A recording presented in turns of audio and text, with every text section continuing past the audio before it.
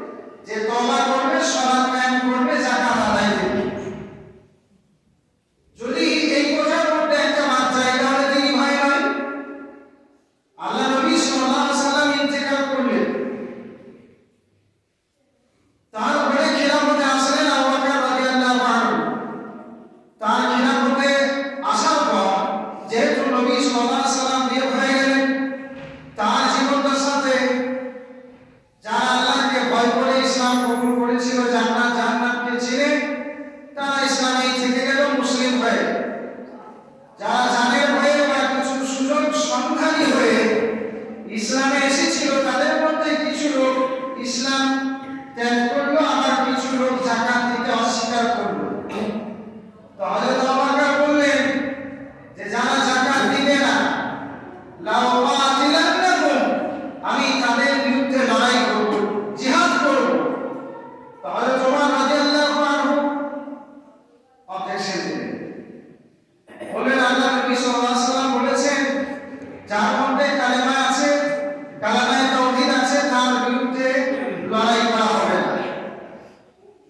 তো হযরত আবু বকর রাদিয়াল্লাহু আনহু বললেন আল্লাহর কসম, আল্লাহ নবীর যুগে যাকাতের ওই পশুটা বেঁধে আনার জন্য যে দড়িটাতে বেঁধে আনা হতো, যেটা আল্লাহ নবীর যুগে দেওয়া হয়েছে, সেটাও যদি আমাকে না দেয় আমিও তাদের বিরুদ্ধে লড়াই করব।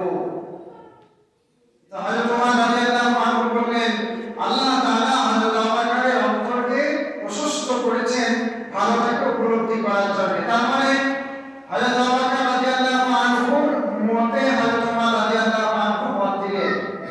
কি বললেন? যদি এটাই ছিল হযরত আবু বকর রাদিয়াল্লাহু আনহুর যাকাত দিতে অস্বীকারকারীদের বিরুদ্ধে লড়াই করার দলিল, যদি তারা তওবা করে সালাত কায়েম করে যাকাত আদায় দেয়, ফাইকুয়ানুকুম ফিদ্দীন, তাহলে তারা তোমাদের দিনী ভাই। আর যদি যাকাত না দেয়, শুধু সালাত আদায় করে, শুধু সালাত আছে যাকাত নাই, তাহলে দিনী ভাই নয়। এই আয়াতটা তাই বলে। এটা থাক। আমরা মুসলিম, আলিফনগর একটি গ্রাম, এই আলিফনগর গ্রামে নির্বিঘ্নে নিশ্চিন্তে নির্দ্বিধায় আজকে এই জুমা মসজিদে আমরা সালাত আদায় করতে এসেছি। বর্তমান বিশ্বে এক জায়গা নয়, একাধিক জায়গা এমন আছে যেখানে সালাত আদায় করা নির্বিঘ্ন পরিবেশ নাই। এটা আপনাকে মানতে হবে। যেখানে সালাত আদায় করা ষোলো আনা স্বাধীনতা নাই, এমনও জায়গা সারা বিশ্বে একাধিক পাবে। আজকে আমরা যে নির্বিঘ্ন একটা পরিবেশ পেয়েছি, এর পিছনে মেহনত কাদের? সেই শুরুর আরব দেশ থেকে ইসলাম আমাদের কাছ পর্যন্ত পৌঁছলো কি করে? কাদের অবদানে আমরা ইসলাম পেলাম? আজ আমাদের আজান হবে, সালাত আদায় হবে, কোনো চিন্তা নাই। কেউ কি আমাদের ঘাড়ে উঠে গুলি চাপিয়ে দেবে? কেউ কি আমরা সালাত আদায় করলে ফাঁসিতে মেরে দেবে? আমরা সালাতে দাঁড়ালে কেউ কি আমাদেরকে ঘাট ধাক্কা দিয়ে গ্রাম থেকে বের করে দেবে? এ পরিবেশ নাই। তাহলে আজকের এই পরিবেশটা আমরা যে পেয়েছি কাদের কোরবানিতে? গলা কাটিয়েছে তাদের কোরবানি, হাত কেটে গেছে তাদের কোরবানি, জিভ কেটে গেছে তাদের কোরবানি, শরীর মুশরিকদের আঘাতে অচল হয়ে গেছে, অবশ হয়ে গেছে তাদের কোরবানি। এমনও সাহাবী ছিলেন যে আঘাতের পর আঘাত পাওয়ার কারণে, যাকে আল্লাহ নবী সাল্লাল্লাহু আলাইহি ওয়াসাল্লাম বললেন যদি কেউ দুনিয়াতে জীবন্ত শহীদ দেখতে চাও, না মারা গেলে তো শহীদ হয় না। আল্লাহ নবী বললেন যদি কেউ দুনিয়াতে জীবন্ত শহীদ দেখতে চাও, তাহলে তালহা রাদিয়াল্লাহু আনহুকে দেখো, যে এই পৃথিবীতে বিচরণ করে জীবন্ত শহীদ। কেন? ওদের যুদ্ধে আল্লাহ নবী সাল্লাল্লাহু আলাইহি ওয়াসাল্লামকে এইভাবে চাপতে ধরেছিলেন বুকের ভিতরে, আর বলেছিলেন হে আল্লাহ নবী, আপনি মুখ দুপাশে কিছু করবেন না, মুখ তুলবেন না। যত আঘাত আসছে মুশরিকদের পক্ষ থেকে তীর, আমি সামনে নেব। যতক্ষণ আবু তালহার দেহতে শ্বাস আছে, আপনি আমার বুকের আড়ালে থাকবেন। কেন? ওই ইসলামের জন্যই, যে ইসলামটা আজকে আলিফনগরে আমরা পেয়েছি। এত আঘাত পেয়েছিলেন আবু তালহা রাদিয়াল্লাহু আনহুর কেটে গেছিল শরীরে, একাধিক আঘাতের পর আল্লাহ নবী সাল্লাল্লাহু আলাইহি ওয়াসাল্লামকে শুধু বলছেন আমার শ্বাস থাকতে আপনি আঘাতপ্রাপ্ত হলে আমি দুঃখী হব। আপনি যেন মুখ তুলে দেন না, আপনাকে আঘাত লেগে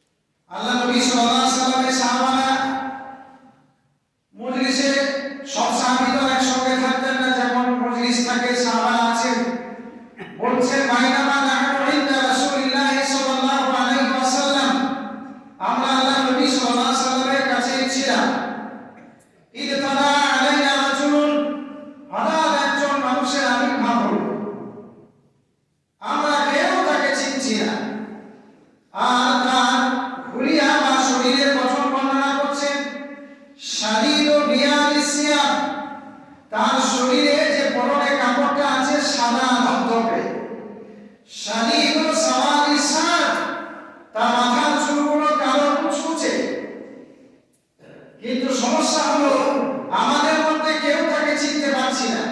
একটা লোক মসজিদের পাশের বাড়ি থেকে সেজে গুজে এই মাত্র চুল ধুয়ে সুন্দর পোশাক পরে যদি মসজিদে আসে ওই রকমই লাগবে, চুলে ধুলো নাই, জামা পরিষ্কার, পাশের বাড়ি থেকে সেজে এসেছে। কিন্তু সেই লোকটাকে আমরা দেখলাম ধবধবে সাদা কাপড়, কুচকুচে কালো চুল, কিন্তু আমরা কেউ তাকে চিনতে পারছি না। মোটামুটি 10-20 কিলোমিটার দূরত্বের লোক হলে তো চিনতে পারবো, আবার সকলের কোনো দাগও তার শরীরে দেখতে পাচ্ছি না। তিনি এসে দরকার করে আল্লাহ নবী সাল্লাল্লাহু আলাইহি ওয়াসাল্লামের কাছে চলে গেলেন। সাহাবারা আদবের খাতিরে আল্লাহ নবী সাল্লাল্লাহু আলাইহি ওয়াসাল্লামের গায়ে গা লাগিয়ে বসতেন না, যেমন আদবের সঙ্গে বসতে হয় সেইভাবেই বসে আছেন। কিন্তু তার এই অপরিচিত আগন্তুক ব্যক্তির আশা এবং আল্লাহ নবী সাল্লাল্লাহু আলাইহি ওয়াসাল্লামের কাছাকাছি পৌঁছে যাওয়াটা সাহাবাদেরকে ভালো লাগলো। পৌঁছে তো গেলেন, তিনি বসলেন। আল্লাহ নবী সাল্লাল্লাহু আলাইহি ওয়াসাল্লাম তাসাহুদে বসার মতো বসে আছেন। ফাআসনাদা রুকবাতাইহি ইলা রুকবাতাইহি, ওই আগন্তুক ব্যক্তি তার হাঁটু দুটো আল্লাহ নবী সাল্লাল্লাহু আলাইহি ওয়াসাল্লামের দুই হাঁটুর সঙ্গে মিলিয়ে বসলেন। ওয়া ওয়াদা কাফাইহি আলা ফাকিদাইহি, আর সেই আগন্তুক ব্যক্তি তার নিজের হাত দুটো আল্লাহ নবী সাল্লাল্লাহু আলাইহি ওয়াসাল্লামের জায়গার উপরে রাখলেন। তো জায়গার উপরে হাত রাখলেন। এত কাছাকাছি হওয়া তখনই সম্ভব যখন একজন ব্যক্তির একান্ত পরিচিত লোক তার কাছে আসে। সাহাবারা চিনতে পারছেন না। তারপরে বলছেন ইয়া মুহাম্মদ, এটা একটা অবাক শব্দ। সাহাবারা সম্বোধন করতেন আল্লাহ রাসূলকে ইয়া রাসূলুল্লাহ, আর আগন্তুক ব্যক্তি এসে সম্বোধন করলেন ইয়া মুহাম্মদ, হে মুহাম্মদ, আখবিরনি আনিল ইসলাম, আপনি আমাদেরকে আমাকে ইসলাম সম্পর্কে বলুন। তো আল্লাহ নবী সাল্লাল্লাহু আলাইহি ওয়াসাল্লাম বললেন আনতা শাহাদা আল্লা ইলাহা ইল্লাল্লাহ, তুমি কথা সাক্ষ্য দেবে যে আল্লাহ ছাড়া কোনো সত্য মাবুদ নাই, ওয়া আন্না মুহাম্মাদান আবদুহু ওয়া রাসূলুহু, এবং মুহাম্মদ সাল্লাল্লাহু আলাইহি ওয়াসাল্লাম তার প্রেরিত দূত ও তার দাস।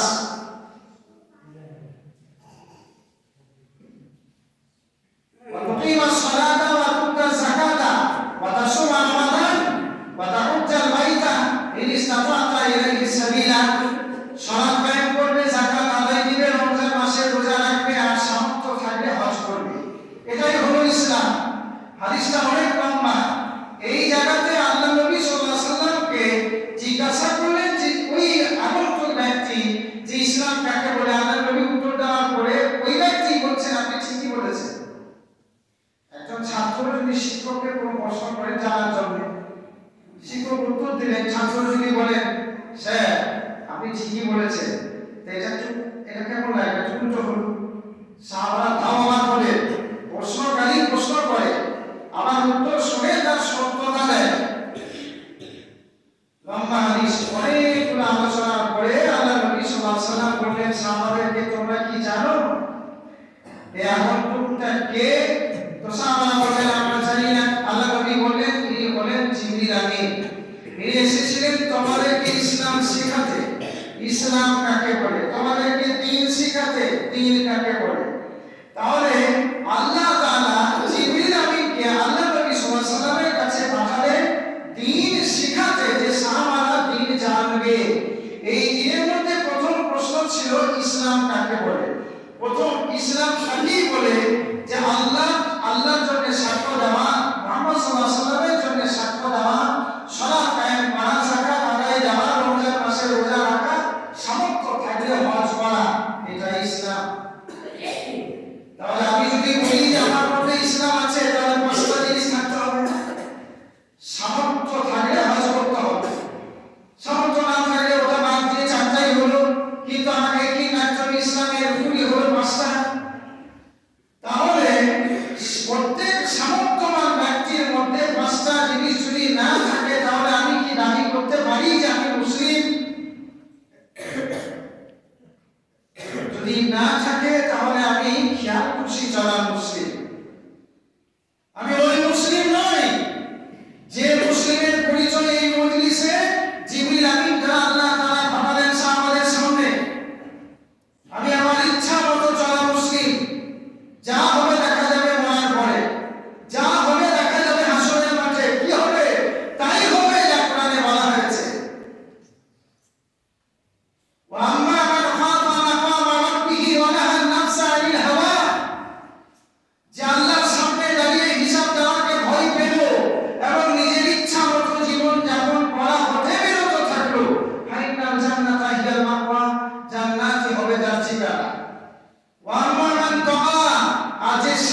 জীবনযাপন করলো, তার মানে ইচ্ছা মতো জীবনযাপন করলো। ওয়াসাল হায়াত দুনিয়া, আর দুনিয়া যেমন চলছে তেমনি চললো। দুনিয়ার রীতিনীতিকে প্রাধান্য দিল, আখিরাত শরীয়ত কোরআন হাদিস সব পিছনে থেকে যাক। এই সমস্যাটা এখন হাদিস কোরআন মোতাবেক সমাধান করতে গেলে আমার ব্যক্তিগত অসুবিধা, তাই সমাজ যা বলছে তাই মেনে নেওয়াটাই ভালো, এতে আমার কোনো ক্ষতি হবে না। এটাই যদি হয়ে থাকে তাহলে এই আয়াতটাই ওয়াম্মা মান তাওয়া, যে সীমা লঙ্ঘন করলো, মুখ ফিরিয়ে নিল, ওয়াসাল হায়াত দুনিয়া, আর দুনিয়াটাকে প্রাধান্য দিল, ফাইনাল জাহিমা হিয়াল মাওয়া, জাহান্নামই হবে তার ঠিকানা। আল্লাহ নবী সাল্লাল্লাহু আলাইহি ওয়াসাল্লাম কাবা চত্বরে পা থেকে মাথা পর্যন্ত চাদর দিয়ে ঢেকে শুয়ে আছেন লম্বা হয়ে। খাব্বাব রাদিয়াল্লাহু আনহু আল্লাহ রাসূল সাল্লাল্লাহু আলাইহি ওয়াসাল্লামের কাছে এলেন, বললেন, হে আল্লাহর নবী, আপনি তো মুস্তাজাবুদ দাওয়া, আল্লাহ আপনাকে ভালোবাসেন, আপনি যা বলবেন আল্লাহ তাই শুনবেন।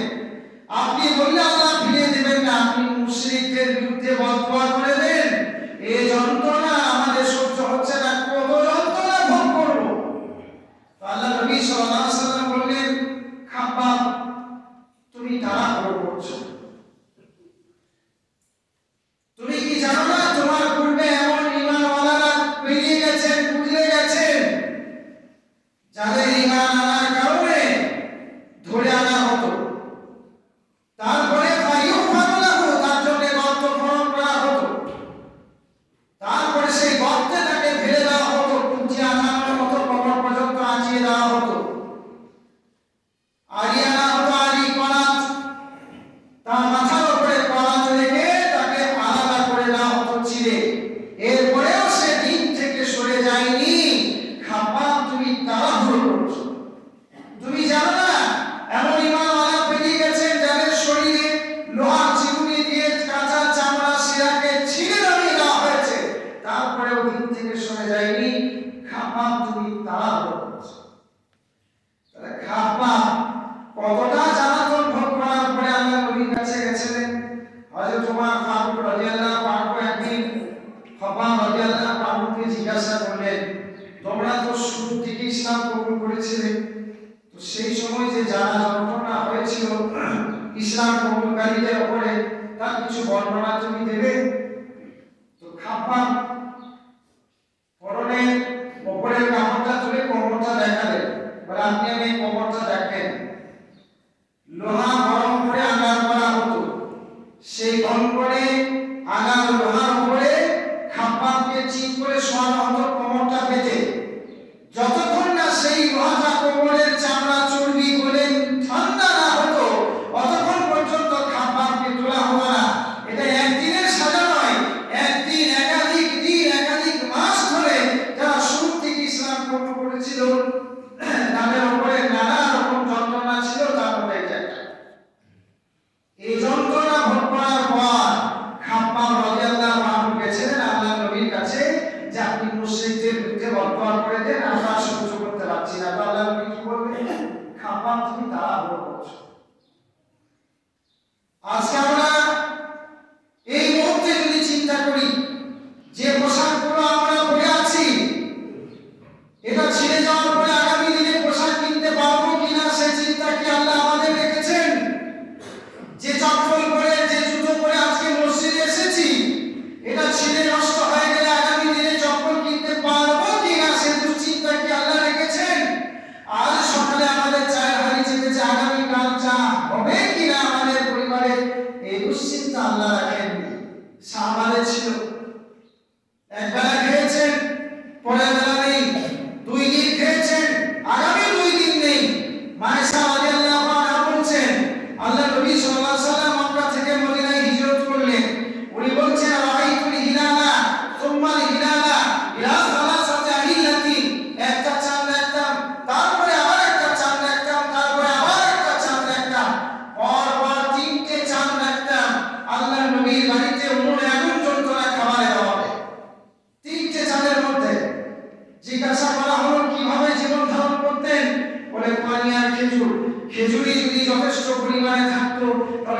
বিক্রি করে ভোগ কেনা হতো, কিশমিশ কেনা হতো, পনির কেনা হতো।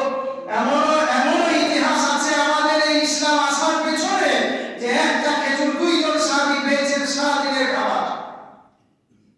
তবে এই যে ইসলাম এসেছে, সেই ইসলামে সাজে সজ্জিত আমরা মুসলিম যদি অবহেলায় দিন পার করি, তাহলে আমাদের দশা কি হতে পারে আল্লাহর কাছে? আবাসিন তুমান তাদখুলুল জান্নাতা, তোমরা কি ভেবেছো যে এমনি এমনি জান্নাতে যাবে? ওয়ালাম্মা ইয়াতিকুম মাসালুল লাযিনা খালাউ মিন ক্বাবলিকুম, তোমাদের কাছে এখনো তোমাদের পূর্বপুরুষদের মতো যে কোন অবস্থা ছিল, সে অবস্থা এখনো আসেনি। এমনি এমনি জান্নাতে চলে যাবে, এটা কি ভেবেছো? আমাদের ভালোবাসা, আমাদের প্রেম, আমাদের ভক্তি, শ্রদ্ধা সব কিছুর চেয়ে সবচেয়ে বেশি থাকবে আল্লাহ নবী, আল্লাহ এবং তার রাসূলের সঙ্গে। এর বেশি ভালোবাসা, তাদের চেয়ে বেশি ভালোবাসা কারোর প্রতি থাকলে আল্লাহ নবী সাল্লাল্লাহু আলাইহি ওয়াসাল্লাম হযরত ওমরকে বললেন, যতক্ষণ না তুমি আমাকে তোমার সমস্ত কিছুর চেয়ে, এমনকি তোমার নিজের চেয়েও বেশি ভালো না বাসতে পারছো, ততক্ষণ পর্যন্ত তুমি প্রকৃত মুমিন নও। হযরত ওমর বললেন, এরপর থেকে আমি আপনাকে আমার থেকেও বেশি ভালোবাসলাম। আমাদের জ্ঞান, বোধ, বিবেক আল্লাহ তাআলা দিয়েই পাঠিয়েছেন। দীর্ঘকাল, চিরজীবন তো দূরের কথা, দীর্ঘকাল বেঁচে থাকার জন্য আল্লাহ তাআলা আমাদেরকে পাঠালেন। লিয়াবলুয়াকুম আইয়ুকুম আহসানু আমালা, আল্লাহ তাআলা দেখতে চান তোমাদের মধ্যে কে সর্বোত্তম আমল করে আসেন। আল্লাহ অনেক মেহেরবান যে আমাদের কি করে জান্নাতে পাবো তার সম্পূর্ণ গাইড আল্লাহ তাআলা আমাদেরকে করেছেন। সুতরাং আমরা যাতে জান্নাত পাই, আমাদের পরবর্তী ছেলে পিলে বংশধর তারাও যেন জান্নাতের রাহে রাহি হয়, সে পরিবেশ আমাদেরকে গঠন করে যেতে হবে, সে ভাবনা আমাদের নিতে হবে। এই বলি আল্লাহ তাআলা আমাদেরকে আমল করার তৌফিক দান করুন। পরকালের সব রকম মুসিবত থেকে, কবর থেকে শুরু, মৃত্যুর ফিতনা থেকে শুরু করে কবর, হাসর, মিজান, পুরসিরাত, সমস্ত জায়গার যে পেরেশানি আছে, সব জায়গা থেকে আল্লাহ তাআলা আমাদের দূরে রাখুন, হেফাজত করুন এবং নির্বিঘ্নে যাতে তার সন্তুষ্টি লাভ করে জান্নাতে যেতে পারি, সেই তৌফিক আমাদের দান করুন। আমিন।